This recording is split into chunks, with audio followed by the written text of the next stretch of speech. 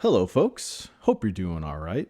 Welcome to Stay Well with Dr. Zorba Pastor. That's me.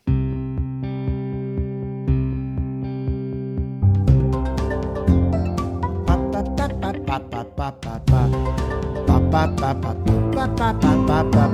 think I'm staying more in tune. That was good. It got kind of jazzy there. Yeah, I feel like. jazzy. Yeah, it was nice. Hey, my goal is, I have another goal. Okay. To be able to sing. Something small, something short. I think I can do it. You put your mind to something, Sure. You might succeed. If you don't, you won't succeed. But when I told my kids I'm going to sing, they just rolled their eyes. They've probably been hearing you try to sing for their whole lives, right? Yes, they have, for my whole lives. That's right. Okay, I'm Carl Christensen. I'm across the desk right now That's from right. the one and only Dr. Zorba That's Pastor. right. He's right there. That's right. He's ready to sing. Right. That's right. Let's talk about the show today. Ready to sing. We're going to learn a lot today. We're going to look at new research about the benefit of taking vitamin D during pregnancy. Really interesting, forthcoming research, important research, yes. That's right. Zorba's going to help out a caller with their question. Of course, we'll get to some interesting listener questions, and we're gonna have fun along the way. Yes, we are. Right? Right. We always do Right. every we time. Do. We always have fun. If you have a question for the good doc, the phone number to call anytime, it's 608-492-9292. And you can email me at askdrzorba@gmail.com. I love answering those. Askdrzorba@gmail.com. And of course, our website, drzorba.org. There it is. It's a hard G on there you gave it. That's nice. Org. Yeah, it sounded great. All right, Zorba, let's jump right in here. There's new research out that suggests taking vitamin D during pregnancy, it may boost your child's cognitive health. I think this is really interesting stuff. So first of all, I've been a vitamin D fan for a while. There are a number of vitamins that have bit the dust. They don't do anything. Vitamin E, big study on it. The physician's health study, the nurse's health study showed it didn't do anything at all. Folate, very good, very important. We know folate prevents spina bifida. Folate is now in white bread, and it's now in a number of cereals, and that has cut down on this neurological problem with birth called spina bifida, because you have to have a high folate level in a woman's body at the time. Multivitamins, I go back and forth. Now I'm pro multivitamin. I take a multivitamin gummy because I don't like those great big tablets. But this is vitamin D. Now, first of all, we know that vitamin D in small amounts are very important to prevent rickets. Mm-hmm. Rickets. So vitamin D is in milk. It's been in milk for, 100 years. Okay. They figured out a way it's called irradiate the milk. They put it in milk, so there's the vitamin D milk. And so we got rid of rickets. And vitamins, very small amounts, got rid of it. But it may also boost your level otherwise. So we live in Wisconsin in the wintertime, right? It's cold. It's cold, yeah. If you want to boost your vitamin D level, you have to go outside at noon on January 15th. Open up your shirt or your blouse, take off all your clothing with your chest, and be bare at the sun for at least 30 minutes. This is something we have to do, and you're saying? You can do that, you are better than I am. And you hope it's sunny out, too. Hopefully it's sunny out. If it's not sunny, it's not going to do very much at all. Yeah. But it turns out you can also take vitamin D3. That's a common thing. Very inexpensive. D3, I've been recommending 1,000 to 2,000 units a day for a long time because there's some evidence that it may actually be helpful. Now, once again, a number of the studies may show it's not as good, but right now the studies seem to show it's good. This is another study that had nothing to do with cognitive health in children, but it's an important study.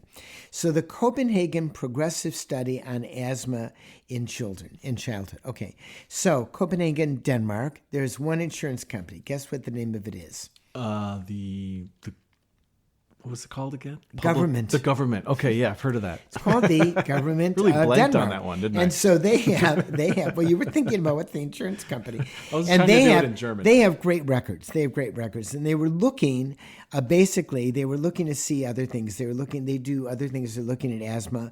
There's certain foods, by the way, that contain vitamin D. Fatty fish does, egg yolks, of course, fortified foods, cod liver oil, which nobody ever wants to have a teaspoon of, contains it. But they gave some mothers. Mothers had either 2,000, 2,800 international units of vitamin D during their pregnancy, okay? Or they had 400 units. In other words, they had either one or the other. So they had what they called either high dose or low dose. 400 being the minimum, the MDR minimum daily requirements. 2,800, they're 2,000, 3,000 milligram tablets. No biggie. Then they looked at, among other things, they've been following these kids over time, but they've been following them, among other things, for asthma. And asthma, of course, can interfere with learning. So they've been looking at cognitive health. And they found something recently published in JAMA Open Network. And they found that the mothers who had the higher dose of vitamin D, and once again, they weren't giving it for cognitive things, they found out that children appear to have better visual memory, verbal memory, and flexibility in terms of the ability to manipulate executive function by age 10. Wow. So it may have actually changed that. And there's a question here, but vitamin D receptors are all over the body. They're in the hippocampus, part of the brain that really has an important role in developing neurons. It's dopamine, serotonin, anti-inflammatories. There are a lot of things that vitamin D may be doing here that we don't really understand. Nonetheless, it's provocative research. It's interesting. It's some interesting data. And I think that it once again shows that taking roughly 3,000 units of vitamin D may be helpful, certainly during pregnancy.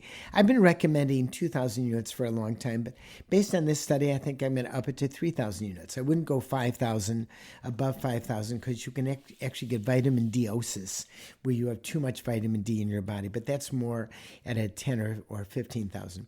By the way, for people who have very low vitamin D, they get a prescription vitamin D tablet, 50,000 units once a week. Oh, wow. And then they're remeasured at about 12 and 16 weeks to see if they build up the level. So it takes a while to build up the level of vitamin D. But I would now recommend 3,000 units of vitamin D, especially if you're pregnant. If you're not, probably 2,000 units is enough. But vitamin D, useful thing to take. If you have a question for the good doc, call this number anytime, 608-492-9292. Or what else can you do? Let me just, that's all right. Sorry. Sorry, what else you can do? He was ready. I swear, listeners, he was ready. You can email me at askdrzorba@gmail.com. And don't forget the website, drzorba.org. All right, let's use that phone now. Let's try to use the phone that we have. Let's try to help out a caller from Bakersfield, California. Hi. Hi, Carl and Dr. Zorba. I'm so excited to talk to you. I've listened to you since my kids were tiny for the advice. And I always told them, Zorba says XYZ, and they're supposed to listen, right? There's no guarantee there. No guarantee. Even now, my kids are grown up now, so I'm calling about my daughter who's actually 28. Oh. Wow. So I've definitely been listening a long time. She's had hip and back and wrist pain for a long time, and fatigue. Which is unusual for her age. And then probably in the last few years, she also started having GI issues. Wow. And then on top of all that, like a month ago, she started seeing stars in one eye and having weird blurriness. And we called the doctor and, they were like, you better go to urgent care because it could be a retinal detachment. Right. And this is kind of getting off track, but this will feed into the story here. Right. Okay. And so she went to the urgent care. They checked everything. Her eyes are amazing. But the doctor there said, why the heck have you had so many MRIs? And what is your deal at your age? Because she's had hip and back MRIs and so on. And he or she suggested that she might have multiple sclerosis, which was pretty terrifying to us. Sure, so she later followed up with her primary doctor. Her primary doctor said we should check into Ehlers-Danlos syndrome first. And so she was referred to a PA who specializes in that. And they have since diagnosed her with Ehlers-Danlos syndrome. And so now she has a whole myriad of appointments set up for cardiovascular and possible bracing and physical therapy. Right. So I've never heard of this. So when she went to the PA, what did the PA do? What sort of test did they do? And And everything. Because really, it's it's an inherited genetic disorder, that affects connective tissue, skin, blood vessels, organs. I mean, among other, the symptoms are these very flexible, delicate joints. Is she, quote, double jointed? What they used to call double jointed? I never noticed it, so it wasn't like super obvious, but she showed me like she can like bend her hands bend way backwards compared to mine, and so her hands are very flexible. She's never had any like dislocations though. How about her skin? Does she scar easily? Is that one of the things that she has, No, but they said she has the super flexible, super flexible joints, soft, velvety skin or something. Velvety skin. So who did she see? Who finally made the diagnosis? So it was this PA. Okay, so first of all, she needs to make the diagnosis by a doctor. Don't get me wrong. I think PAs are good. I think nurse practitioners are good. They don't have the training of a physician, so I wouldn't label her as having, Ehlers-Danlos syndrome unless I had a physician who looked at it, gave a full evaluation, who knows her. So she needs that. And there can be some genetic testing to do some blood types. So I think at this point, maybe she has it, maybe she doesn't, but I think she's got to look at it. So what are they following with her? Are they doing other tests, or did the PA refer her? What are her next steps? Yeah, so that was part of the confusion because I've looked it up, of course, and there's like 13 types of the syndrome. The syndrome basically means it's a group of diseases, a group of symptoms rather, where we don't have an exact, we may understand what they're caused by, but we don't, and it means it's like 1, 2, 3, 4, 5. And like you say, there are different subtypes. But the real issue is, does she have it or not? So the first thing I want to do is throw that back into the lap and say, you have to go see a physician who is a specialist in the syndrome. I would not trust, because there's no blood test that says she absolutely has it, and she may not have it. Yeah. And once you label someone as having it, it's like, oh my goodness, I have this, and things can go downhill from there. So I question the diagnosis unless it's made by a specialist who specializes in the syndrome. I think I would say maybe she has it. That's all I would do. I would just know maybe. Yeah. But let me ask a few more questions. What does she do is she working? What does she do for a living? Yeah, I mean, it's mostly desk work, but she's always had difficulty with that, with like too much standing, too much sitting, and fatigue.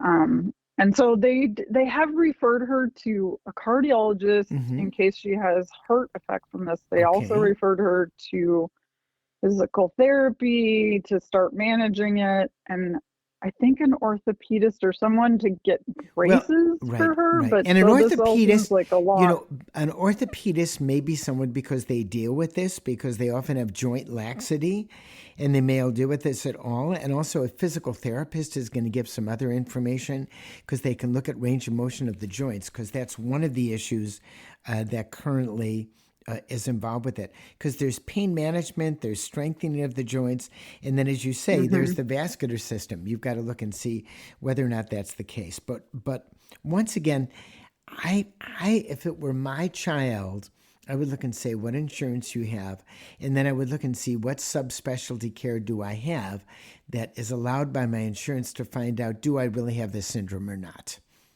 Right. And how is there it doesn't seem like there is a definitive test. There is no definitive test, not at all. And that's why you need an expert who basically looks at that, and if you look up if you look at the Ehlers-Danlos Society, and you write them a note, they may have a physician in your area, or rather in her area, that specializes in this. And that's what I would do. I would see, does she have it or not have it? There is no test. And that's why it's not as if you do an x-ray and you say you've got it. And once again, I'm reticent to label somebody with a syndrome unless I know that there's an expert in that syndrome who knows that's what she has. Because if that's the case, then there are a whole bunch of other things that are done. But I think cardiology, physical therapy, very good ideas, and good ideas of approaching it. But she needs that second opinion. Okay. And could I just ask one more question? Sure, of course. That's why we're here. You can even ask more than one question. That's why we do the podcast. That's right. Just assuming that she gets a confirmed diagnosis, she's also heard that she might be more susceptible to other diseases. And I was wondering if if that is a known linkage, or if that's there are a whole bunch of things. So then I would go. So first of all, if it was my child, let's assume this is one of my adult children. First of all, I'm going to get a second opinion, a primary opinion from a doctor specializes in that. Okay, if that's the case, the next thing I'm going to do for my child, I'm going to read everything about this. I'm going to belong to the society. I'm going to get the information. I'm going to make sure that I have the right information. I'm going to go to reliable websites, Mayo Clinic, Cleveland Clinic, Johns Hopkins, University of California. There are a whole bunch of different areas where you're going to get good information. I don't want to get bad information.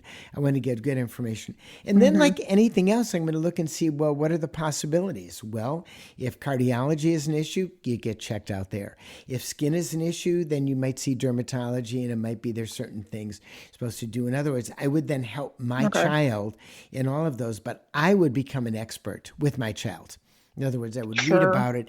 I would become an expert. So I would know the good stuff from the rubbish, right? The good stuff from the rubbish. Go to the web, go to ChatGPT, go to Google, go anywhere, and you're going to get beautiful websites that may not be very good. Now, the Ehlers-Danlos Society, I'm going to assume is good because I've heard of them before. They're like the American Rheumatological Society, a bunch of others. But I'm going to read about it and learn about it. That's what you should do. But you got to find out if she really has it. She may only have some lax joints, but she may not have the whole syndrome. And that's the main issue that you want to help her solve. If this was your children, though, Dr. Zorba, you would call Dr. Zorba. That's what I did. Oh, that's funny. No, I appreciate all the information. That's funny. That's funny. That reminds me of a joke that my mother-in-law sent me years ago. It was a patient going to a doctor, and the patient said, I wanted a second opinion. And the doctor said, I'll tell it to you again. It was a joke when I first graduated medical school. She gave me this little cartoon. I'll never forget it. Well, now you've got a second opinion. Get somebody get a doctor. Don't trust the PA. They might be right, but they're not as trained as a physician for this. Great. I hear you. I will talk to her about that. Thank you so much. You take care now. And thanks so much for your call. We really appreciate it. And you're going to be helping other people because they listen. Among other things, people listen to how we talk about things and how we develop a way of thinking about things. So they become, the educated patient is the best patient. And that's what you're going to do. So thanks for your call. Thank you so much. Take care now. You too. Bye-bye. Bye. Thanks so much for that call at 608-492-9292. Or email me at askdrzorba@gmail.com, askdrzorba@gmail.com, and of course the website, drzorba.org. All right, let's do one of those listener emails now. This is a message from Michelle from New Jersey who writes, I enjoy the show and your witty banter with Carl. Nice. We have witty banter, right? Mm-hmm. Yeah. Let's not do any right now. I was waiting to get some wit from you. I was waiting for the witty banter to come through. Where is it? Come on, you always I should put crickets in right there. That's right.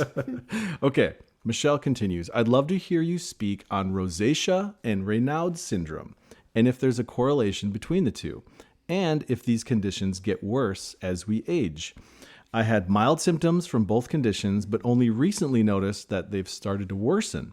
I'm an otherwise healthy 60-year-old female. I take blood pressure meds and estradiol. Good. And progesterone. Good. If you can pronounce it, you can prescribe it.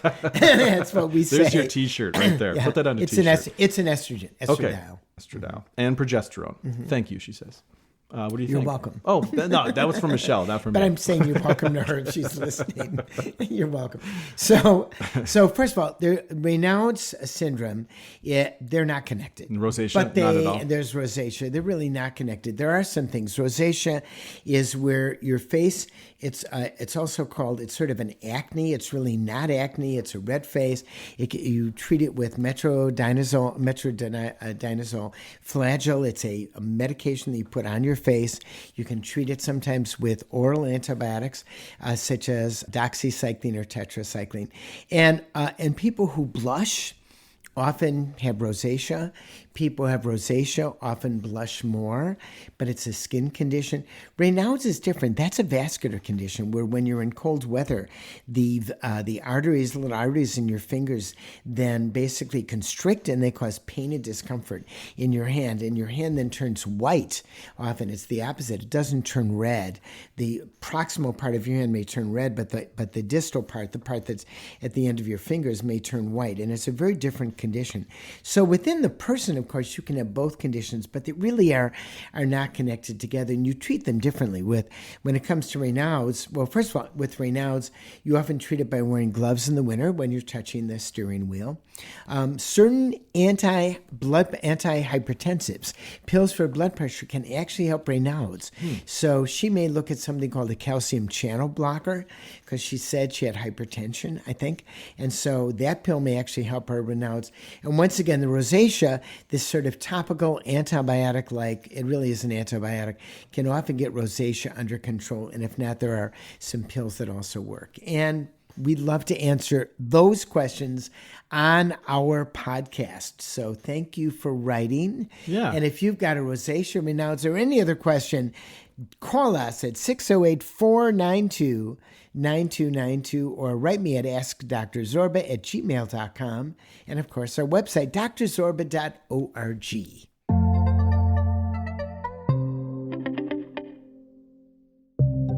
Carl. Tell me, Zorba.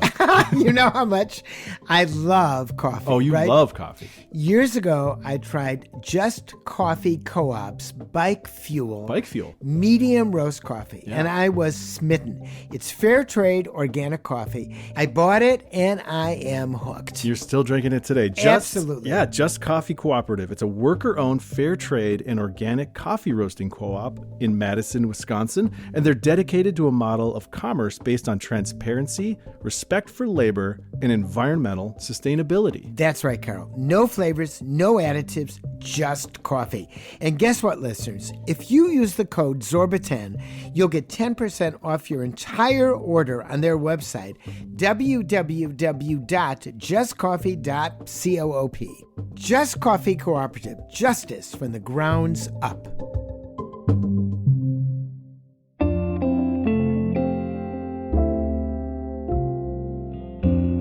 Okay, Zorba, let's take another listener email. Okay. You want to do that? Yep. Okay. Yep. Sure. So just a little backstory. We were talking on a recent show about Sven and Oli jokes. Yes. Remember that? Sven and Oli. Sven and Oli, right. or Yep. Oli and Lena, Yeah. or there's all Sven and all these Oli, Scandinavians. Oli and Lena. Yep. And you had mentioned that you maybe came across a gravestone for Sven and Oli. Yes. Right? You were walking with a friend or something. Yeah, my friend Dan. We were walking in the middle of our local cemetery, came across it. I didn't have my phone, so I could not take a picture, but there really was a Sven and Oli. Right. Okay. So we got this email. This is from Bet in Wisconsin, who writes, Zorba, could it have been this cemetery stone on Find a Grave for Oli and Sven, 1881 to 1847.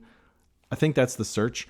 This is located at French Creek Lutheran Cemetery, the village of Ettrick in Trempealeau County, Wisconsin. And I have it up on a laptop, listeners. I'm going to show Zorba this gravestone. Yeah, please show it to me. Oh my goodness. These are... Oh, that's not look the at one, that. because you weren't in Trempealeau County, no, right? I You wasn't. were in Madison, Oli I and assume. I love it. Oli and Sven. Yeah, Oli that's and very Sven. nice. Yeah. So we got it. Yeah. Died the year that I was, that I was actually born. Oli and nice.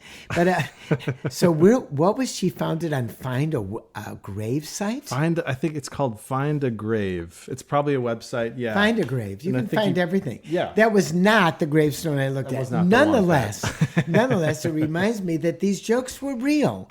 They were from a real person. Oli and Sven. Real Sven people. and Oli, Lena and Oli and Lena. In every culture, doctor. It's always the other people that are telling the funny joke. But thank you very much for sending that to me. I love it. It's really, look at that. Look at that beautiful marble. Yeah. So this is going to lead into, of course. So remember on that episode of the podcast, we asked our listeners, send us your favorite Sven and Ole jokes. Yeah. And of course, we got a bunch of them because, a lot of Scandinavians are listening to this show. So let's do a couple here. I'm going to read a couple. This is from Greg in Shakopee, Minnesota. Okay. And maybe I'll put some old-time Scandinavian music under this for dramatic effect. Yeah. Do you know? Yeah, I think you should. All right. Go for it. Okay. Go for it. What is old-time Scandinavian music? I'm thinking like a string instrument from some kind of like string a Vikings instrument, Viking. maybe. Yeah, or maybe I've some never heard skulls the and femurs that they just bang on. That's right. Drums, Viking drums. Viking drums. Maybe we won't put any in. Just go for it. Zorba pounding on the table. Okay, this is the joke. Sven, Ole, and Nels walk into the bar. They were high-fiving each other, shouting, and generally having a celebration of some sort. Line them up, Ole shouted as the party continued. They drank and carried on for hours. Finally, the bartender's curiosity got the better of him. Just what are you celebrating? Asked the bartender. 51 days. We did it in 51 days, they responded. What did you do in 51 days? Asked the bartender. We put the puzzle together, they replied. It only took us 51 days, and the box said 3 to 5 years. That's a good one. That's very good. I feel like I just realized I should be reading this in like a Scandinavian voice, but maybe I shouldn't do that. 3 to 5 years. Yeah, 3 to 5 years. Zorba liked that funny. one. I like that. Let's do another one here. This came from Drea in Three Lakes, Wisconsin. Okay. Drea writes the joke. Here's the joke. One day Sven was complaining to Ole that he couldn't get a girlfriend, and none of the ladies ever look his way. Ole replied, well, don't you know you got to do something sexy to attract her? That night, see where this is going? That night, Ole looked out to the barn and saw Sven dancing seductively in front of his John Deere. Ole hollered, Sven, what the heck you doing out there, old buddy? Sven replied, I'm taking your advice. I'm doing something sexy to attract her. Oh, God. I almost blew that joke. Okay. Okay. All right. Got a third one? We got a bunch of them, but let's just do 3. Let's just do 3. Sorry, yeah, listeners. We can do others on another show. Yeah. We knew we'd get a bunch of these. That. This one came from sexy to attract her. This came 3 from to 5 years. I like both of them. This came from Carrie in Kenosha, Wisconsin. Okay. That's a good Kenosha. That's a Kenosha. good sounding word there. Carrie writes, okay, dear Dr. Zorba and Carl, my grandmother Senia grew up on a farm in Ewan in the Upper Peninsula of Michigan. Whenever we drove past a field in which there was those round bales of hay, she would like to say, did you know that the government outlawed those round bales of hay? Yeah, they want the cows to have a square meal. Good one, Carrie. Thanks, Carrie. Have a healthy living question or a joke for Zorba? How do we get out of this one? Zorba's looking at me like, Carl, how are you going to get out of this one? 608-492-9292. That's 608-492-9292. Ask Dr. Zorba at gmail.com. And, of course, our website, drzorba.org. Feel free to send us some more Sven and Ole jokes or Ole and Lena jokes because we will put them on the air. We got to end this one. What did we learn? We learned about Sven and Ole. Oh yeah, we sure. Yeah, we learned a lot about Sven and We've Ole. learned about what the Ole Sven, gravestone what the gravestone looked like. We learned about lots of things. Vitamin D, vitamin D, very pregnancy. important. Right. That's learned right. about Ehlers-Danlos syndrome, Rosacea and Raynaud's, and of course, like Zorba said, Sven and Ole jokes. Send us more if you got That's right. That's right. All right. So remember, call us at 608-492-9292. Write me at askdrzorba@gmail.com. I love to answer those questions. The website, drzorba.org. And don't forget to stay well.